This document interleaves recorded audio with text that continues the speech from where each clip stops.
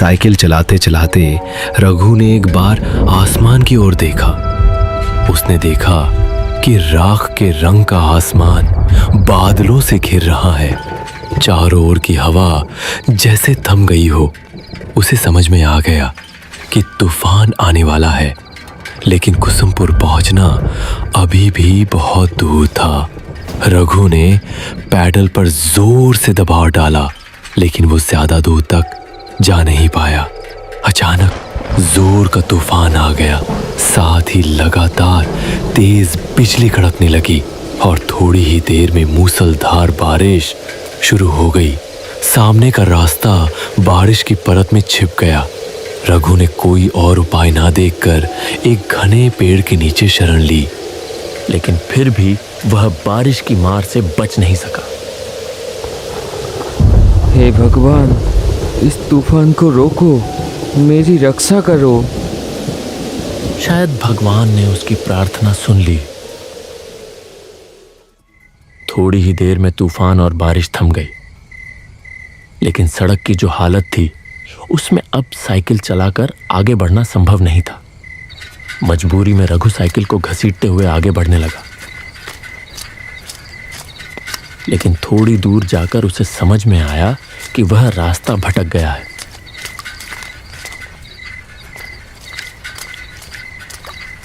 यह रास्ता कुसुमपुर का नहीं है। वह सोच में पड़ गया कि अब क्या करे। तभी उसके कानों में आवाज आई, क्या आप रास्ता भटक गए हैं? रघु चौंक कर देखने लगा। उसने देखा कि धुंधले अंधेरे में एक छाया मूर्ति खड़ी है। कौन हो तुम? मैं रतन हूँ बाबू। लगता है आप रास्ता भटक गए हैं। मेरा मतलब है मुझे कुसुमपुर जाना है, लेकिन नहीं जा पाएंगे। कुसुमपुर जाने वाला रास्ता बंद है। रास्ते में पेड़ गिर गया है। रघु मुसीबत में पड़ गया। वह पागलों की तरह सामने अंधेरे में डूबी सड़क की ओर देखने लगा। यहीं पास में मेरी चाय की दुकान है, चलिए, फिर से बारिश शुरू हो जाएगी। रघु ने आसमान की ओर देखा, फिर हल्के से सिर हिलाकर हामी भर दी। आइए, मेरे साथ आइए। रघु ने अपने दुविधा भरे मन के साथ उसका पीछा किया, और जैसे जैसे वह आगे बढ़ता गया उसे कुछ महसूस होने लगा।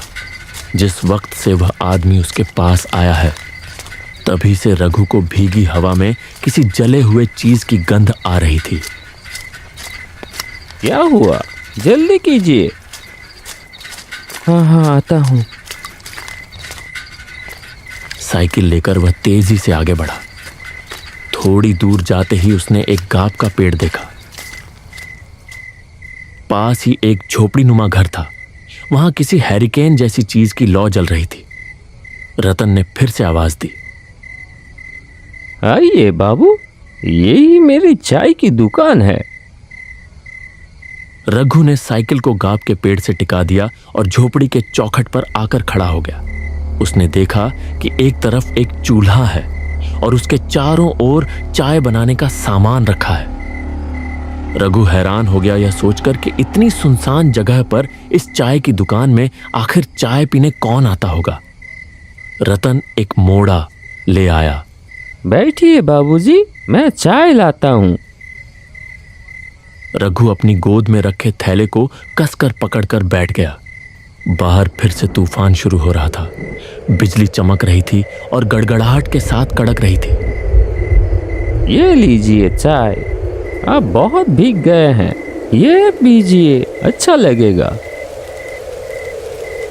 इतनी जल्दी चाय बनाकर ले भी आया। हैरानी की बात थी, हल्की हल्की बारिश शुरू हो गई।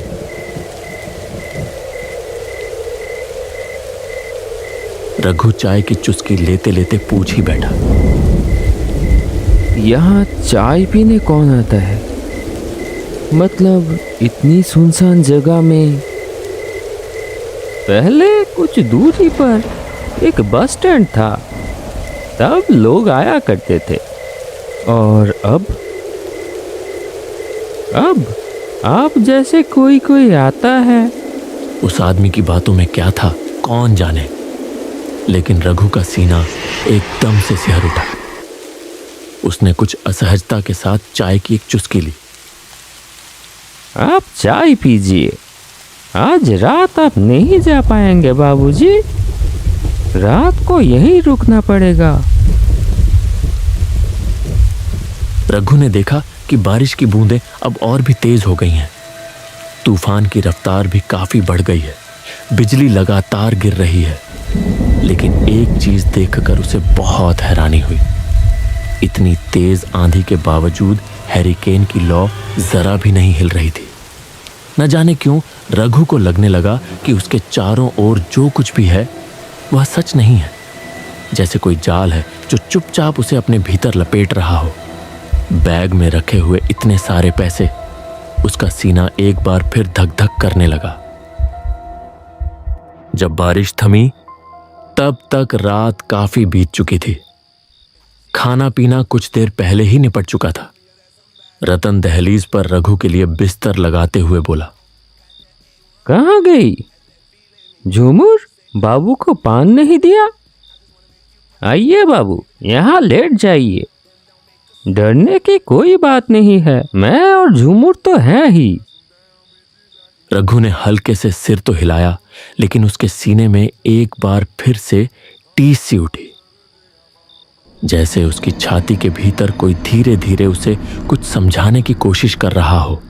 जैसे ही नूपुर की झंझनाहट कानों में पड़ी, वह हल्के से चौंक कर देखने लगा। झूमर धीमे कदमों से आगे बढ़ रही थी। उसकी आंखों में जैसे कोई खास इशारा था जो उसने रतन की ओर किया। रतन ने भी जरा सा गर्दन हिलाकर कुछ जताया। यह बात रघु की नजरों से छुपी नहीं रही। लीजिए बाबू, पान। पान? मेरा मतलब है खाइए खाइए। झूमर के हाथ के पान खा के आप जिंदगी भर नहीं भूल पाएंगे। रघु कांपते हाथों से पान उठाने ही वाला था कि एक तीखी सड़ी सी गंध उसकी नाक में आ लगी। कुछ वैसी ही गंध जैसी कच्चे खून की होती है। अचानक आई एक तेज हवा के झोंके से झूमर के सिर की ओढ़नी सरक गई, और जो दृश्य रघु ने देखा उसे देखकर उसका खून जैसे जम ही गया। झूमर के गले पर खून की एक लकीर थी। वहां से एक पतली धार बह रही थी। झूमर ने तेजी से अपनी ओढ़नी ठीक की और पलक झपकते ही गायब हो गई। रघु ने जैसे मशीन की तरह पान को मुंह में डाल लिया।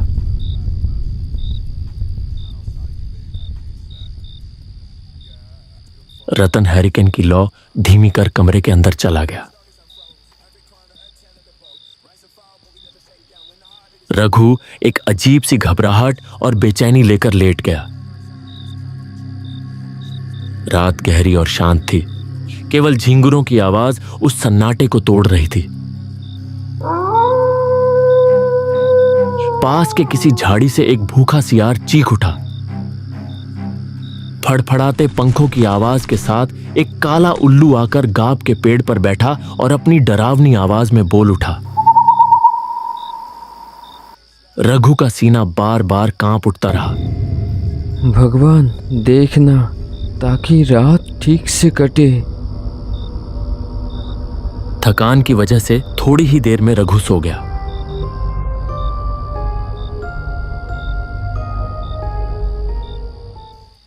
अचानक एक डरावनी चीख चारों ओर गूंज उठी।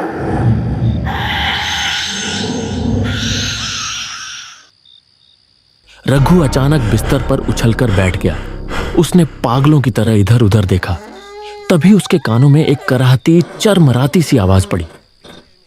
वह आवाज जहां से आ रही थी, रघु ने उधर नजर घुमाई और जैसे ही देखा उसका शरीर डर से सिहर उठा। सिर्फ एक हाथ की दूरी पर कोई एक व्यक्ति गले में रस्सी डाले झूल रहा था।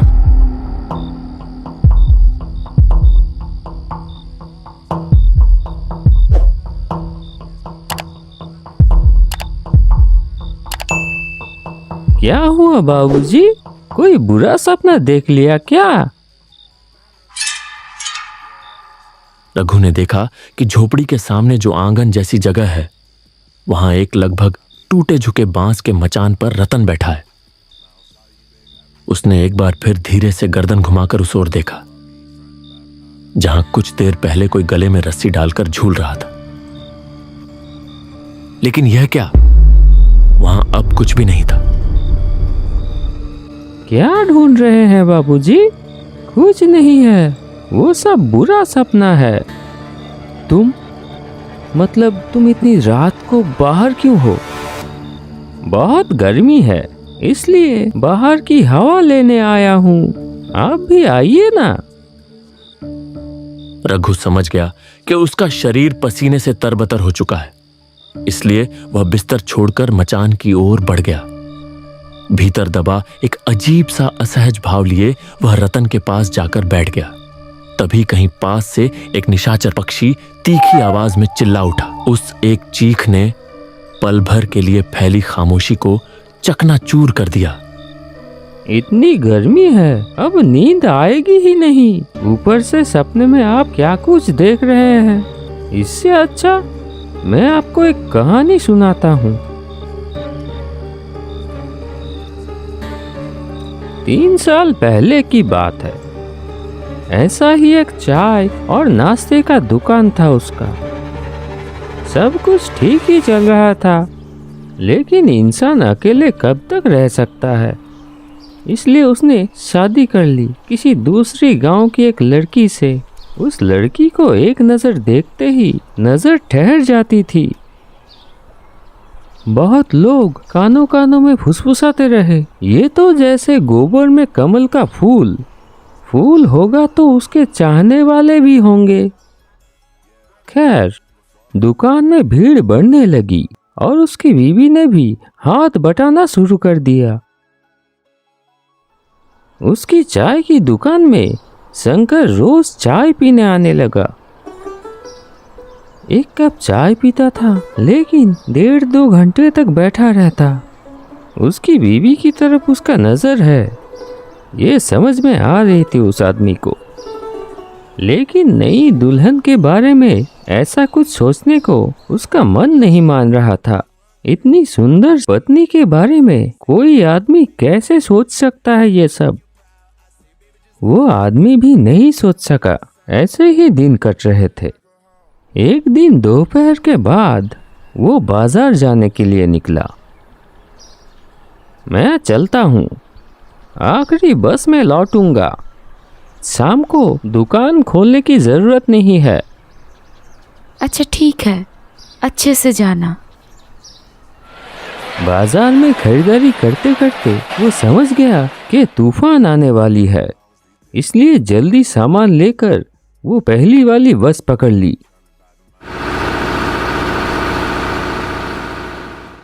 जब बस ने उसे मोड़ पर उतारा, आसमान काला हो चुका था।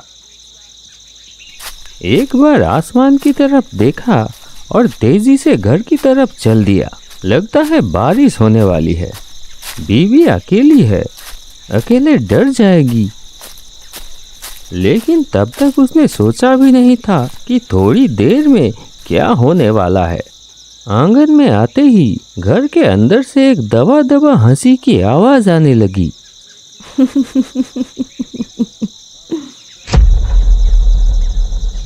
एक पल के लिए वो ठिठक गया।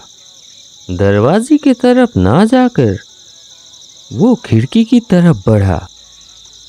खिड़की से अंदर झांका। घर की मध्यम रोशनी में जो उसने देखा, उससे उसके शरीर में जैसे बिजली दौड़ गई। बिस्तर पर शंकर लेटा हुआ था और उसकी बीवी उसके सीने पर आधी लेटी हुई धीरे धीरे हंस रही है। हाथ से बैग गिर गया। बीवी के लिए लाया हुआ चूड़ियां भी जमीन पे गिर के टूट गई। कौन? शंकर दौड़ते हुए बाहर आ गया। उस आदमी को देखते ही वो हक्का बक्का रह गया। आप तो बोले थे आखिरी बस पे। बात खत्म भी नहीं हुई थी। एक तेज धार वाली चीज से एक झटके में वो अपनी पत्नी की गर्दन पर वार कर दिया। फव्वारे की तरह खून निकल आया। पत्नी अपनी गर्दन पकड़ लिया और जमीन पर गिर पड़ी और उसका शरीर बार बार झटका खाकर स्थिर हो गया। शंकर अब तक पत्थर की तरह खड़ा था। अब वो भी हाथ जोड़कर माफी मांगने की कोशिश करने लगा। वो आदमी धारदार चीज हाथ से फेंककर शंकर को बालों की मुट्ठी से पकड़ लिया और घसीटते हुए ले चला। शंकर पूरी ताकत से भागने की कोशिश करता रहा। गुस्से में शंकर को जमीन पर पटक दिया। फिर बांस की छत से लटक रही रस्सी को खींचकर शंकर की गर्दन में फांसी की तरह डाल दिया और दोनों हाथों से रस्सी के छोर को खींचने लगा। शंकर के मुंह से दम घुटने की आवाज निकलने लगी। उसकी आंखें बाहर की तरफ निकल पड़ी। तड़पते तड़पते उसका शरीर धीरे धीरे शांत हो गया। वो आदमी पागल की तरह अपनी पत्नी के खून से लथपथ शरीर को घूरता रहा। फिर गला फाड़कर चीख पड़ा, बीवी, ऐसा क्यों किया तुमने? क्यों किया? आदमी थोड़ी देर बाद उठा, घर के अंदर गया, जलती हुई लालटेन लाकर फेंक दिया बीवी के शरीर के ऊपर। उसने दांत भींच ली, आंखों से आंसू फूट पड़े।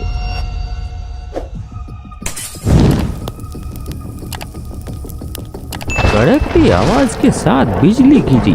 तेज आंधी ने आग को पूरे झोपड़े में फैला दिया। धधकती आग में वो आदमी भी जलने लगा, एक भयानक मृत्यु चीख के साथ। रघु जैसे किसी गहरे सम्मोहन में डूब गया था। जाइए बाबू, तैयार हो जाइए, थोड़ी देर में सुबह हो जाएगी और हमें भी तो जाना होगा। रघु ने अब और बात नहीं बढ़ाई। रात जैसे तैसे कट ही गई थी।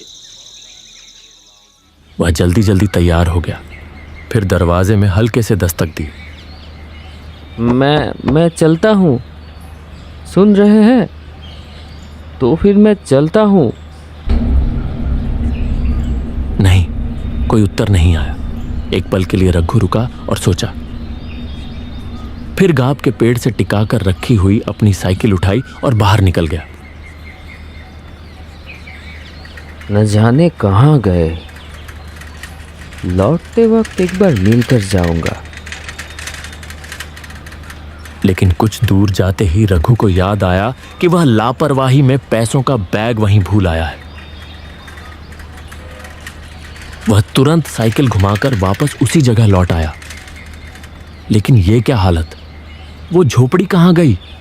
वहां तो अब सिर्फ एक अज्जली झोपड़ी का ढांचा पड़ा हुआ था।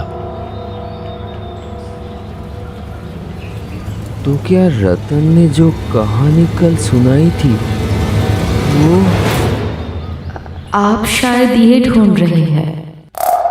रघु तेजी से पलटा। देखा, उसका पैसों वाला बैग। कौन हो तुम? मैं झूठ। तेज हवा के झोंके से ओढ़नी हट गई। वही सड़ी सी तीखी गंध फिर से उसकी नाक में आ लगी। रघु की आंखों के सामने प्रकट हुआ एक औरत का भयावह खून से सना चेहरा। रघु होश खो बैठा और साइकिल समेत वहीं सड़क पर गिर पड़ा।